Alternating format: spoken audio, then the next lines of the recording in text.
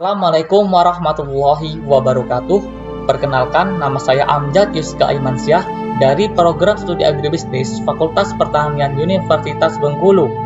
Baiklah, dalam video ini saya akan menginterpretasikan hasil analisis linear berganda dengan metode OLS. Inilah hasil analisis yang sudah saya pindahkan ke dalam Microsoft Word. Di sini ada beberapa bagian yang sudah saya tandai. Yang berwarna kuning ini adalah nilai R-square-nya, kemudian di sini ada yang berwarna biru merupakan nilai F-nya, dan yang ini merupakan hasil analisis UJT-nya. Di sini kita lihat terdapat 5 variabel independen, yaitu variabel X1, X2, X3, X4, dan X5. Kemudian di sini ada matriks kovarian dan matriks korelasi. Baiklah, bisa kita lihat di sini hasil analisisnya cukup banyak. Hasil analisis ini bisa kita persingkat lagi dalam dua buah bentuk penyajian yang berbeda. Penyajiannya pertama adalah dalam bentuk persamaan. Ini dia penyajian dalam bentuk persamaan, yaitu variabel YT sama dengan B0 tambah B1 X1T tambah B2 S2T tambah B3 S3T tambah B4 S4T tambah B5 S5T tambah ET. Kemudian dari model seperti ini, selanjutnya kita masukkan nilai hasil analisisnya ke dalam persamaan. Ini sudah kita masukkan analisisnya. Yang warna pink ini merupakan koefisiennya, yang berada di atas. Yang berada di atas ini adalah nilai koefisien estimate-nya, dan kemudian yang berada di bawah adalah nilai standar error-nya. Nah, inilah tadi bentuk tampilan penyajian dalam bentuk persamaan model. Selanjutnya, kita akan menyajikan hasil analisis tadi ke dalam bentuk tabel saji. Di sini terdapat 2 kolom dan beberapa baris sesuai dengan jumlah variabel kita. Kolom pertama, variabel name, berisikan nama-nama variabel independen yang telah kita analisis. Di sini juga terdapat R-square, F-hitung, F-table, dan T-table. Kemudian kolom kedua, koefisien, berisikan nilai hasil angka-angka hasil analisis yang telah kita lakukan. Di sini ada nilai R-square-nya. Nilai R-square adalah nilai R-square ini digunakan untuk indikator ketepatan model. Nilai R-square ini digunakan untuk mengetahui seberapa tepat model yang digunakan untuk menjelaskan hubungan antara variabel independen dengan variabel independennya. Di sini nilai R-square saya adalah sebesar 0,8854.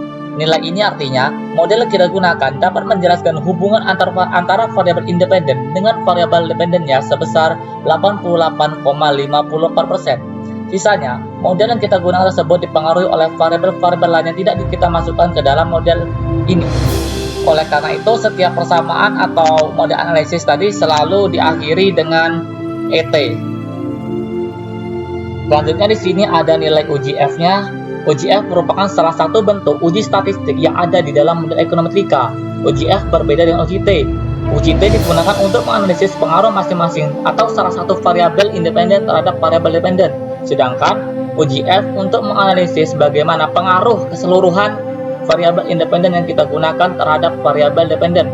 Cara pengujian UJF sama dengan pengujian UJT. Jika F-hitung lebih kecil daripada F-table, maka terima H0 dan tolak H1. Atau sebaliknya, jika F-hitung lebih besar daripada F-table, maka tolak H0 dan terima H1. Nilai UJF dari hasil analisis yang kita dapatkan adalah 52,517.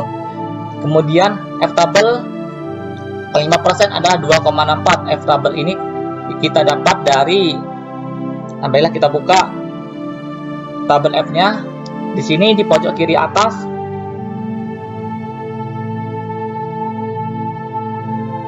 di sini di pojok kiri atas terdapat simbol V1 dan V2. Nilai V1 adalah DF pembilang yang didapat dari nilai jumlah variabel independen yang kita gunakan dikurang dengan 1.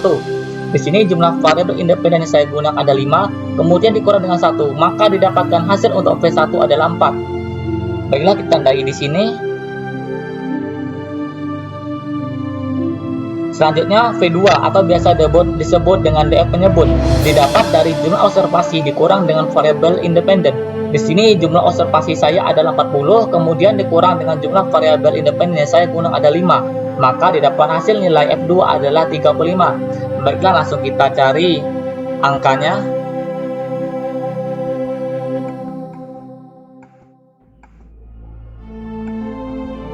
Ini dia hasilnya adalah 2,64. Kalau udah dapat hasil, langsung kita pindahkan ke tabel saji.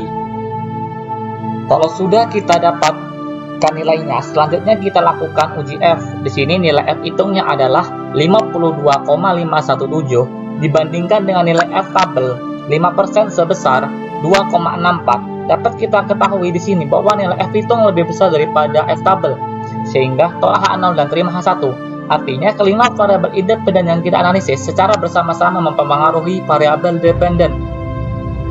Selanjutnya, kita lakukan uji T. Di sini kita ingin mengetahui pengaruh dari masing-masing variabel independen terhadap variabel dependennya. Untuk mencari nilai tabel T-nya, kita perlu membuka tabel T-nya terlebih dahulu.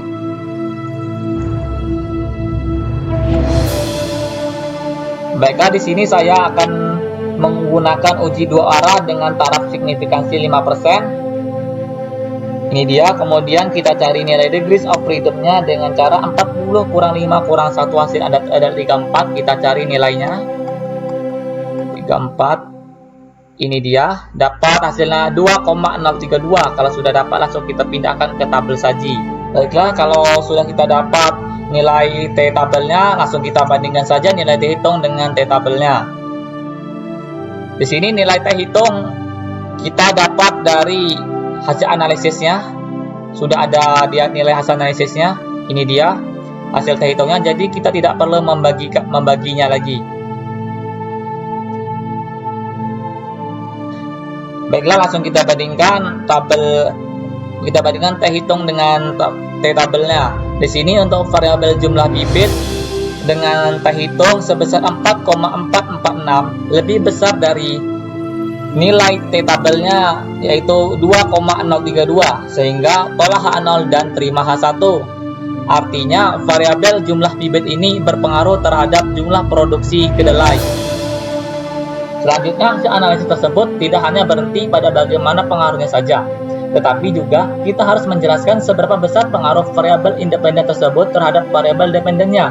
Di sini kita menggunakan nilai koefisien regresi, atau kita lihat pada tabel ini adalah nilai yang tidak kita buat dalam kurung yang berada di atas ini, nilai yang berada di atas. Untuk variabel luas lahan, nilai koefisien regresinya adalah 54,001. Artinya adalah variabel luas lahan tersebut berpengaruh terhadap produksi kedelai sebesar 54,001. Jadi, jika petani menambah 1 kg bibit, maka potensi penambahan jumlah produksi yang akan diperoleh adalah sebesar 54,001 kg. Selanjutnya, untuk variabel X2, variabel pupuk SP36, dapat kita lihat di sini bahwa nilai terhitung pupuk SP36 adalah 2,963, lebih besar daripada T tabel, sehingga tolak H0 dan terima 1.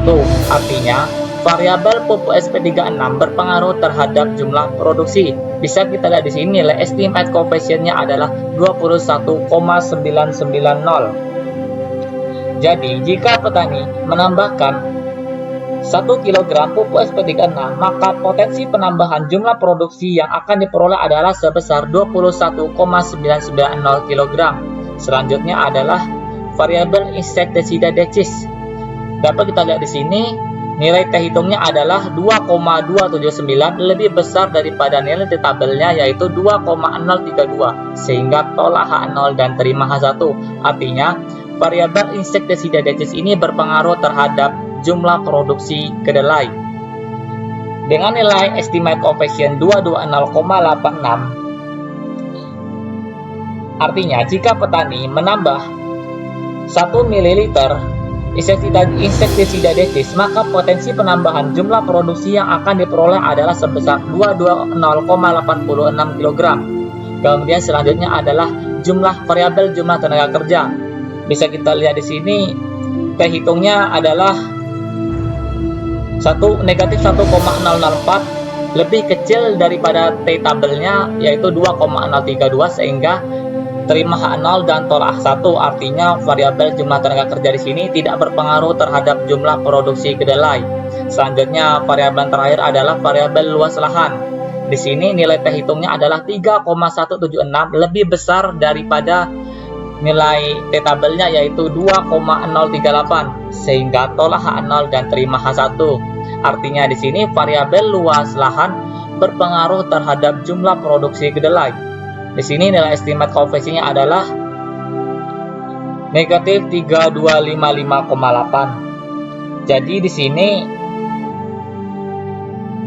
dapat disimpulkan bahwa jika petani melakukan penambahan lahan seluas 1 hektar, maka potensi jumlah produksi yang akan didapat oleh petani berkurang sebesar 3255,8 kg, dengan asumsi bahwa penggunaan input lainnya adalah tetap. Baiklah, kalau sudah seperti ini, selanjutnya kita buat penyajian hasil analisis tersebut agar menjadi sebuah bahasan yang menarik untuk dibaca. Baiklah, mari kita bahas satu persatu. Yang pertama adalah variabel jumlah bibit. Dari hasil uji T yang telah dilakukan, diketahui bahwa nilai T hitung lebih besar daripada nilai T tabel, sehingga variabel jumlah bibit berpengaruh terhadap jumlah produksi kedelai. Dilihat dari koefisien regresi ini sebesar 54,001, maka dapat disimpulkan jika petani melakukan penambahan jumlah bibit sebanyak 1 kg, maka potensi penambahan jumlah produksi yang akan didapat oleh petani adalah sebesar 54,001 kg, dengan asumsi bahwa penggunaan input lainnya tetap.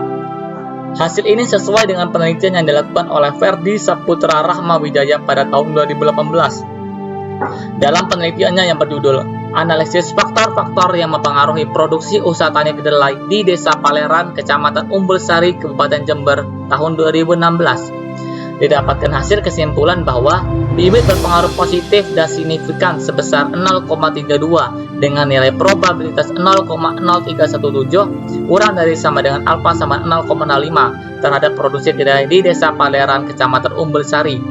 Menurut Adi Sarwanto dan Wigianto, tahun 1999, kuantitas dan kualitas hasil panen usaha tani sangat ditentukan oleh mutu dan seberapa banyak bibit yang digunakan. Semakin bermutu dan berkualitas bibit yang digunakan dalam usaha tani, maka semakin meningkat pula hasil panen yang diharapkan.